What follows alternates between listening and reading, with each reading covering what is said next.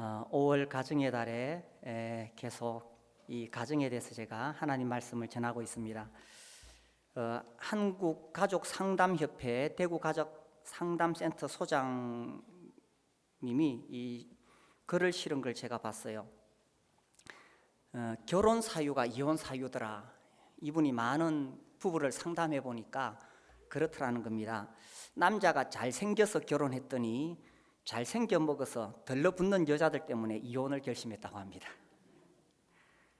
단순하고 박력 있는 한 남자가 세세하게 챙겨주는 여자를 보고 야, 옆에서 참 잘 챙겨주겠다. 그래서 결혼을 했더니만 평생 따라다니며 잔소리 해야 되는데 는들머리가 나서 이혼하게 되었답니다.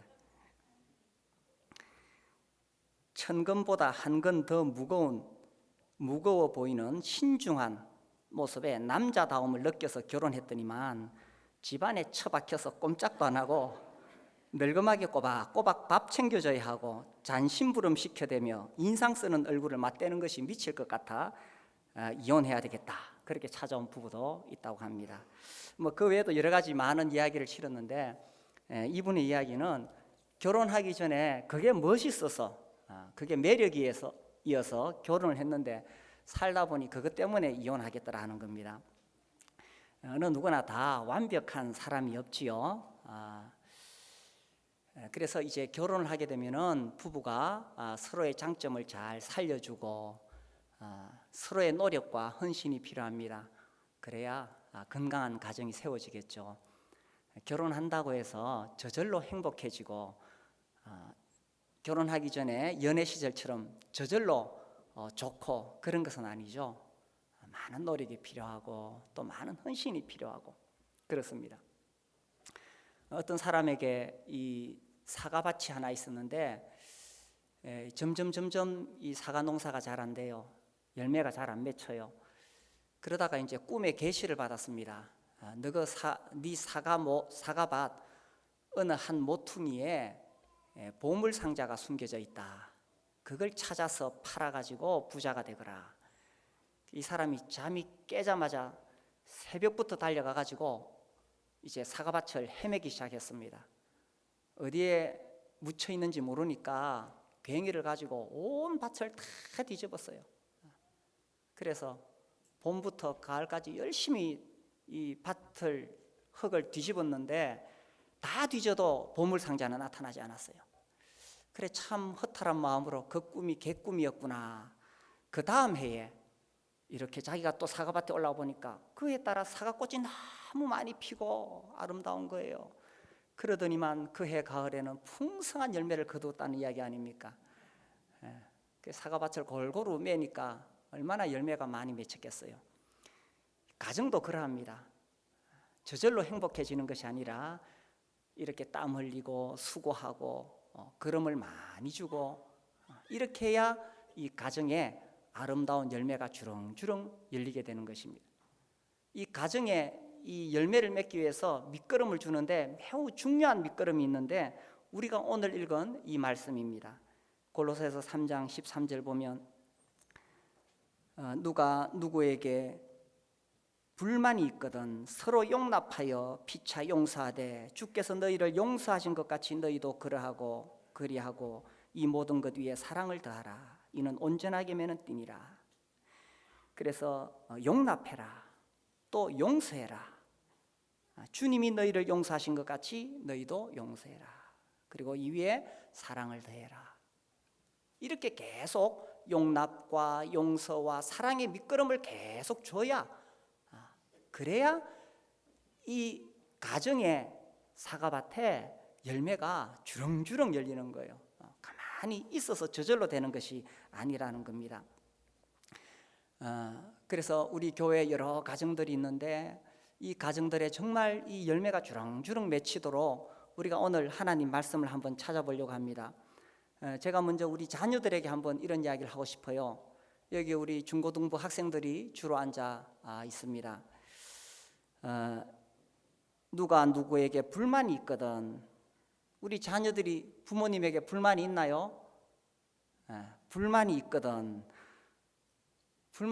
어떻게 하라고 되어 있냐면 너희들이 부모님을 용납하고 또 부모님을 용서하고 부모님을 사랑하라. 주님 이렇게 말씀하신 거예요. 그래서 우리 학생들 특별히 사춘기를 지나가면서 부모님에 대하여 불만이 생길 수밖에 없습니다. 이게 왜 그러냐 하면은 부모님이 여러분을 사랑하는 것은 분명하지만 그런데 부모님도 부족한 사람이에요. 아버지도 부족한 사람, 어머니도 부족한 사람. 그러다 보니까 자녀들을 키우면서 정말 완벽한 환경에서 완벽하게 잘 키울 수가 없다는 것입니다. 이게 이제 한편 또 부모님 마음속에 어떤 욕심도 있어요. 자식을 통해서 뭔가 이루어 보고자 하는 대리만족이라 그러죠. 그런 욕심도 있고 또 인간적인 이기심도 있어요. 그러다 보니까 이 자식들을 좀 닥달을 하고 공부하라 그러고 잔소리하고 이렇게 할 수 있어요. 그러나 또 한편에는 뭐가 있냐 하면은 부모님이 이 세상을 살아보니까 이 세상이 너무 험하고 어려워요. 그러니까 이 험한 세상에서 우리 자녀들이 어떻게 살아가겠나. 그래 정말 실력을 키우고 또 올바른 인격으로 성장하고 그래야만 이 험한 세상에서 살아갈 수 있겠다. 그런 정말 이 자녀를 향한 애틋한 마음이 있다는 거예요. 그러다 보니까 여러분에게 이런 이야기도 하고 잔소리도 하고 그렇게 할 수 있는 거예요. 그래서 우리 자녀들이 이렇게 생각할 수 있어요. 아유, 나는 어른이 되면 저렇게 안 해야지. 내가 아버지가 되면, 내가 어머니가 되면 저렇게 안 해야지. 그런데 지금의 어머니 아버지들도 여러분 만날 때 다 그렇게 생각했고 그렇게 말했었어요. 나는 크면 저렇게 안 해야지. 그런데 우리 인간이 다 부족합니다. 그리고 이 부족한 부모들이 자식들을 정말 마음에는 잘 키우고 싶은데 행동으로는 참 부족한 것이 드러날 수밖에 없다는 거예요. 제가 이 신문에 보니까 뭐 그 자세한 건 뭔지 모르겠는데 이런 글이 제목으로 크게 실려 있어요. 엄마도 엄마가 처음이야. 그게 뭐 책 제목인지 뭔지 잘 모르겠어요. 엄마도 엄마가 처음이야. 제가 그걸 보면서 그래, 아빠도 아빠가 처음이야. 그러다 보니까 자식들을 키우면서 뭐든지 처음 해보는 일은 실수할 수밖에 없고 부족할 수밖에 없는 거예요. 그래서 정말 우리 자녀들 잘 키우고 싶은데 처음이니까 여러분들에게 잘한다고 하는 것이 여러분에게는 과한 짐으로 느껴질 수 있어요. 그래서 불만이 생길 수도 있어요. 그래서 우리 자녀들도 여기 하나님 말씀에 누가 누구에게 불만이 있거든, 그래서 혹 여러분 마음속에 아유, 우리 아버지는 왜 저럴까, 우리 어머니는 왜 저럴까, 혹 불만이 있거든 용납하고, 그래 우리 아버지도 완벽한 사람이 아니니까 저렇지, 또 용서하고. 여러분들을 나무라다 보면은 부모님도 제 성질에 못 이겨서 막 화도 낼 수 있고 소리도 지를 수 있어요. 여러분이 용서하고 그리고 부모님을 사랑하라는 겁니다. 그리고요, 또 우리 부모님들이 우리 자녀들에게 많은 이야기를 해줘요. 그런 이야기들 잔소리로 흘려 듣지 말고 그래도 부모님이 나한테 뭔가 해주시는 저 이야기가 무슨 뜻일까 가만히 잘 새겨들을 수 있게 되기를 바라요. 우리 잠언 말씀을 볼까요? 잠언 6장 20절에 보면 이 잠언에는 특별히 내 아들아, 내 아들아 이런 표현이 많이 나와요. 부모의 입장에서 내 어린 아들 보니까 정말 내 어린 아들이 잘 자라기를 바라는 마음으로 많은 이야기를 하고 있어요. 그 중에서 특별히 6장 20절 보면 내 아들아, 네 아비의 명령을 지키며 네 어미의 법을 떠나지 말고 그것을 항상 내 마음에 새기며 내 목에 매라.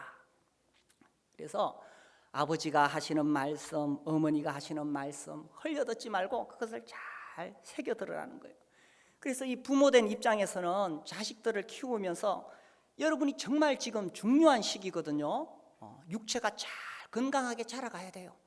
그 육체가 잘 자라가야 되는데 막 담배 피고 이러면 어떻게 되겠어요? 물론 우리 학생들 중에는 아무도 담배 안 피죠. 여러분이 잘 자라가야 되는데 막 음식도 막 안 좋은 음식 막 먹으면 어떻게 되겠어요?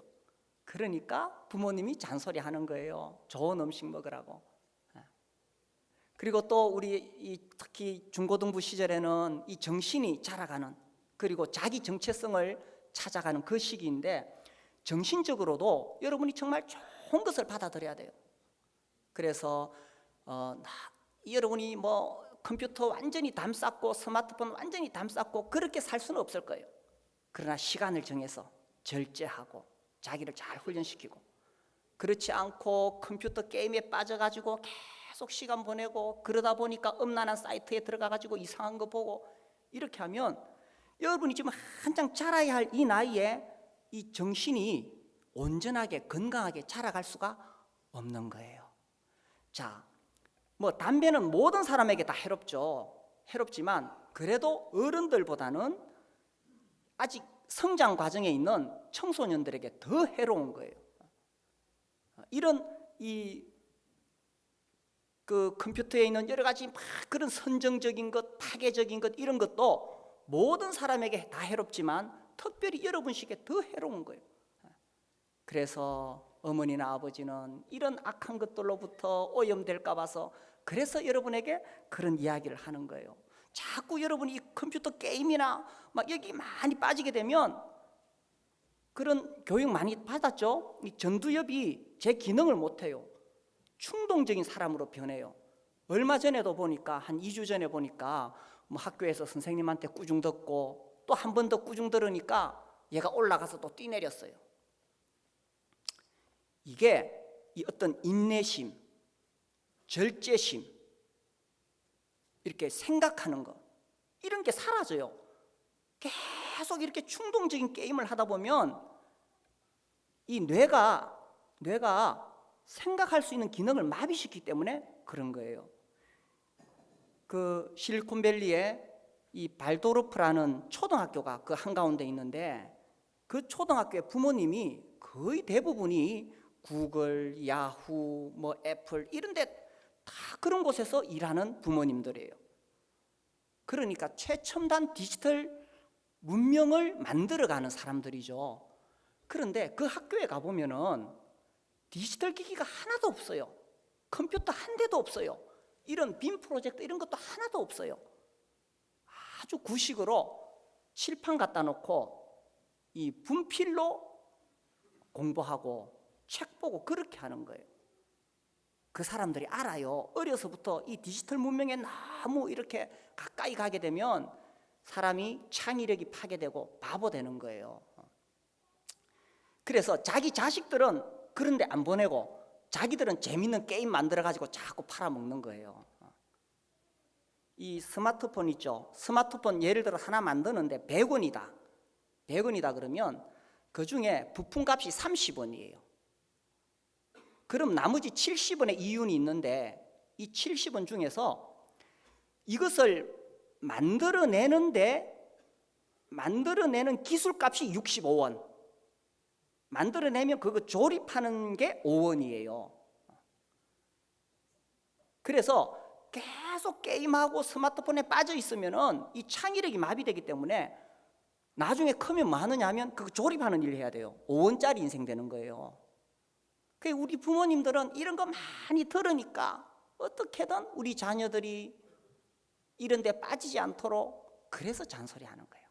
우리 학생들은 이제 컴퓨터 게임을 하거나 혹은 스마트폰을 하거나 할 때 시간을 잘 정해놓고 할 수 있으면 여러분 다 투지폰으로 바꾸세요. 그래, 우리 성서 행복한 교회 학생들은 자랑스럽게 투지폰을 들고 다니세요. 누가 스마트폰 좋은 거 샀다고 자랑하면은 이렇게 보면서 아이고 부끄러운 줄도 모르고. 그래서 여러분이 이 의식을 가지고 자라가는 거예요. 그래서 이 부모님들이 어쨌든 여러분이 바르게 자라기를 바라니까 이런 소리 저런 소리 잔소리 할 때에 우리 학생들이 그걸 잘 새겨듣고, 비록 부모님들이 부족하지만 이 세상에서 가장 여러분 인생에 책임져주고 사랑해주고 마지막까지 함께 할 사람은 누구겠어요? 여러분 사귀는 여자친구 아니에요. 여자친구 있는 사람은 부끄러운 줄 아세요? 몇 살부터 연애하라고요? 24살까지. 지금 중학생이 고등학생이 여자친구 있다고 자랑하는 것은 참 부끄러운 거예요. 그래서 최소한 우리 교회 학생들은 정말 이런 의식을 가지고 그렇게 자라가기를 바라요. 그래서 우리 부모님들이 여러분을 정말 마지막까지 여러분의 인생에 끝까지 함께할 사람들은 부모님이에요. 그래서 오히려 부모님을 기쁘게 하고 즐겁게 하고, 우리 잠언 23장 한번 볼까요? 그 뒤에 잠언 23장 25절.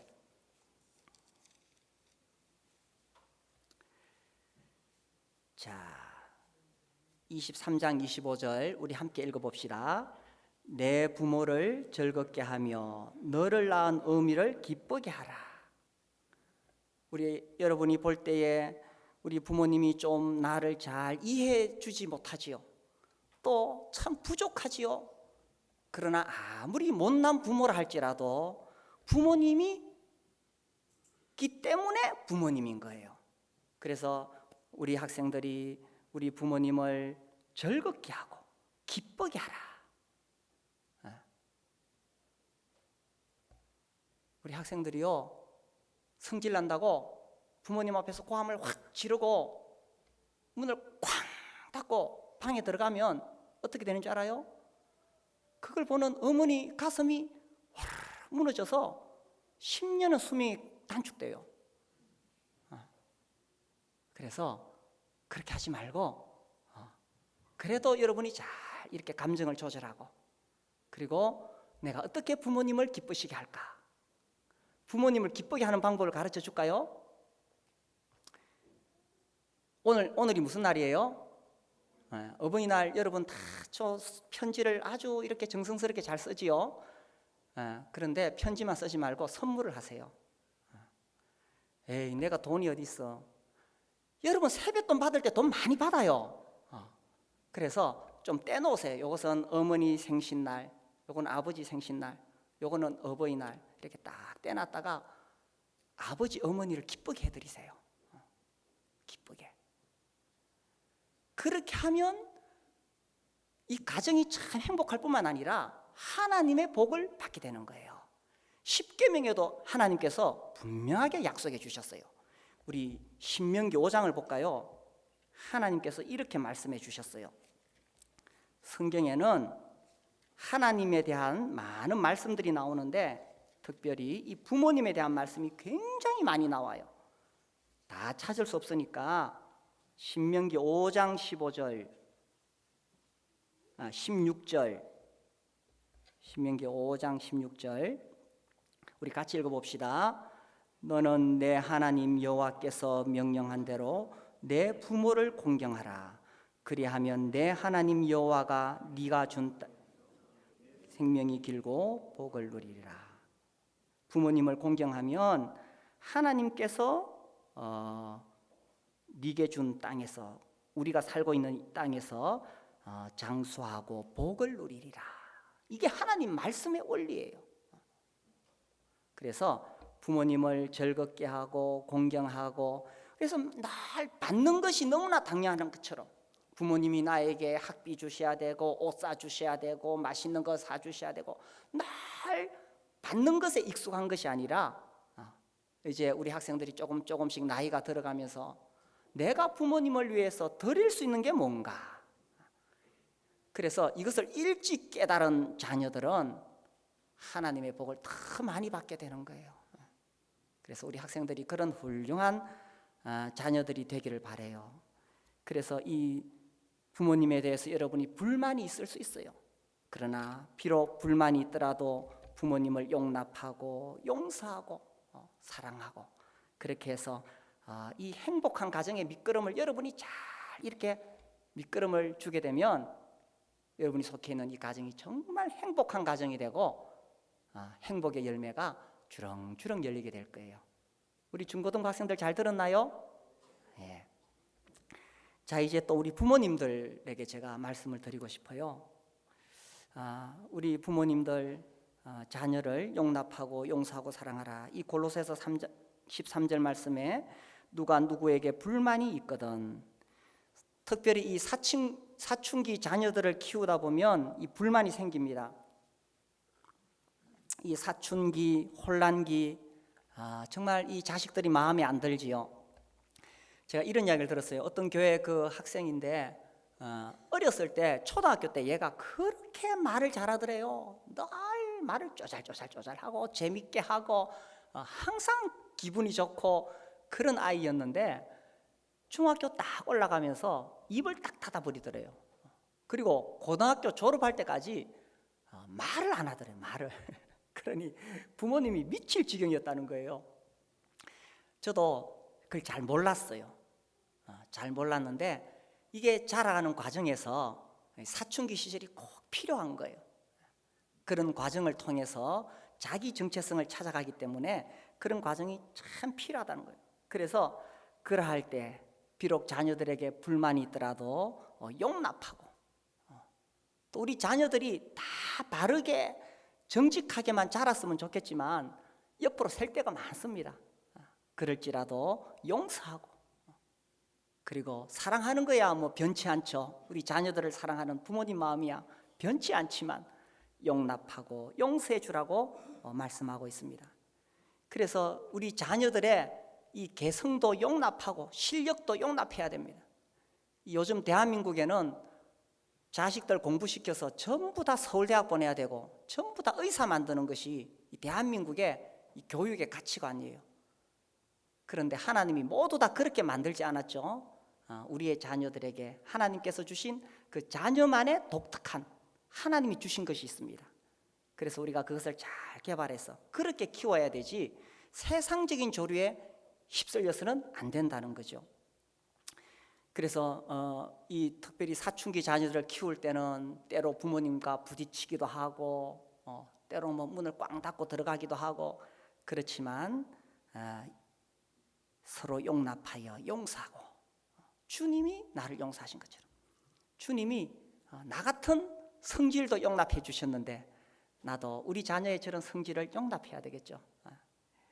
근데 이 용납이라는 것을 오해하면 안 된다는 거예요. 용납을 그러면 무조건 다 받아주느냐? 얼마 전에 한 2주 전인가요? 우리 그 아기 엄마들하고 우리 장로님들하고 이렇게 미팅하는 시간이 있었어요. 우리 교회는 어린 아기들이 많습니다. 또 앞으로 계속 태어나게 됩니다. 저는 우리 아기들 볼 때 너무너무 기쁘고 사랑스러워요. 오늘 예배 시간에 너무 조용하네요. 아기들이 빽빽 소리 내도 괜찮습니다. 아기들 소리가 없는 데는 공동묘지입니다.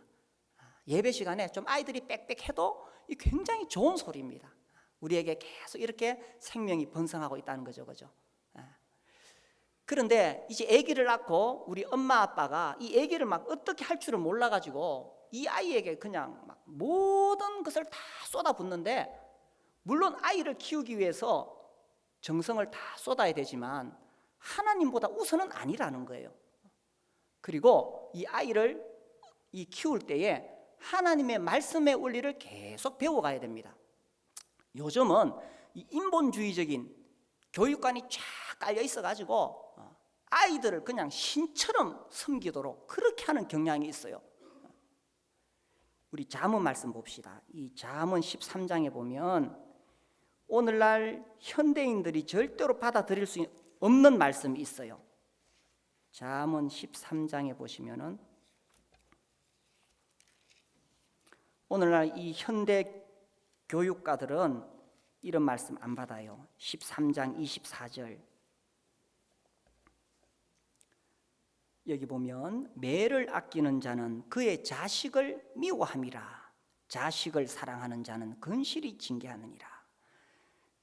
매를 대지 않은 것은 자식을 미워하는 것이라고 되어 있어요. 이런 말씀이 여기 말고 다른 곳에서도 반복해서 나옵니다. 그래서 아이들을 키울 때 이 아이가 이제 지각이 있기 시작하면 옳고 그른 것을 분명하게 가르치고 그때 매로 다스려야 됩니다. 어렸을 때 이 분명한 원칙을 가르쳐주고 부모의 권위를 인정하게 해야 돼요. 그런데 이 아이가 막 어떤 식당에 가면 아이가 막 설치고 다니는데 하도 설치니까 식당 주인이 좀 주의를 주라고 부모님에게 이야기하니까 부모님이 그냥 애기 데리고 나가버려요. 이 식당 안 오겠다 그러면서. 제가 이런 이야기를 들었는데 아이가 막 엄마 앞에서 싫어 짜증을 내니까 엄마가 싫어하면 안 돼요. 엄마가 자꾸 그러잖아. 그래도 그렇게 말하면 안 돼요. 왜 그렇게 하냐 그러니까 아이에게 존댓말을 가르치기 위해서 그렇게 한대요. 아이는 엄마에게 존댓말을 쓰고 엄마가 말을 놓을 수 있죠. 그런데 존댓말을 가르치기 위해서 아이는 지금 반말하고 있고 엄마는 자꾸 존댓말하고 있는데 그렇게 해서 가르칠 수 있는 것이 아니라는 거예요. 그래서 분명한 성경적인 원리를 제시하고 매를 아끼는 자는 그의 자식을 미워함이라. 어렸을 때 맞지 않고 부모의 권위를 배우지 않은 사람은 자라갔어요. 사회생활하기 참 어렵습니다. 오늘날 여기저기서 많은 사고가 터지지요, 그죠? 이 자기의 감정을 다스릴 수 있는 힘을 잃어버리는 거예요. 그래서 어렸을 때에 이러한 것을 잘 교육해서 이제 자라가면은 점점 이제 자유를 줘야 되겠죠. 자라가면 자라갈수록 이제 자기 정체성이 생기니까 그렇게 존중해주고 그렇게 해야 되겠죠. 그래서 이 성경의 원리대로 가르치세요. 여기 이제 우리 아기 엄마들이 많고 또 아기들이 많이 태어나는데 아기가 신이 아닙니다. 하나님 말씀의 원리에 따라서 어렸을 때 분명하게 질서를 가르치고 권위를 가르치고 바른 것을 가르쳐야 돼요. 매를 대고 그리고 자라가면서는 이제 자유를 주고. 사실 이 자녀를 키우는 부모 입장에서 참 우리 자식이 어떻게 될까 늘 노심초사하는 마음이 있습니다. 그럴 때에 우리에게 참 위로가 되는 말씀이 잠언 14장 26절에 나옵니다. 26절 여호와를 경외하는 자에게는 견고한 의뢰가 있나니 그 자녀들에게 피난처가 있으리라. 이 험한 세상에서 우리 자녀들을 누가 보호해 줄 수 있느냐? 우리가 하나님을 경외하면 하나님께서 우리 자녀들을 보호해 주시겠다. 그런 약속이죠.